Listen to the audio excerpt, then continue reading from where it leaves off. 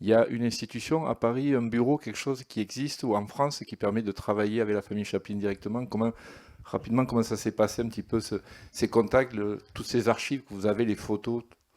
Oui, en gros, il y a trois lieux saints dans l'église Chaplin. C'est le bureau Chaplin qui est à Paris.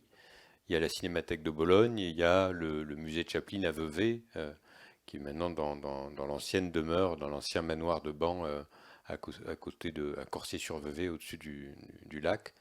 Oui, en fait, c'est plutôt très pratique d'ailleurs quand je compare avec Gabin, hein, puisqu'on effectivement on lit ces films, l'un est né de l'autre et de cette envie de continuer à travailler ensemble.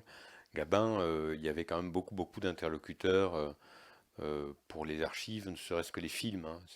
Ça allait de Canal+, à M6, à René Château, Gaumont, Pathé. Il fallait négocier avec chacune des sources et comme on a fait pour un film comme pour l'autre une large part à la filmographie, je pense assez inédite quand on regarde les autres documentaires consacrés au cinéma. Bien sûr, si je mets de côté le grand film de Tavernier et de son voyage amoureux. Euh, Sinon, très souvent, on l'a répété au début, là vraiment, la filmographie est importante. Forcément, effectivement, il fallait qu'il y ait une voix, la voix du narrateur, qui soit vraiment le fil du film, quoi.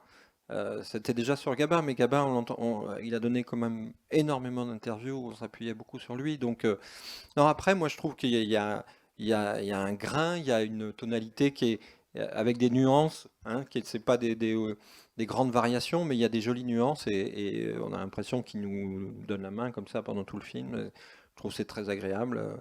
Et effectivement, il prend pas le pas sur Chaplin, c'est toujours Chaplin qui est devant. Je pense que c'est ça qui est important.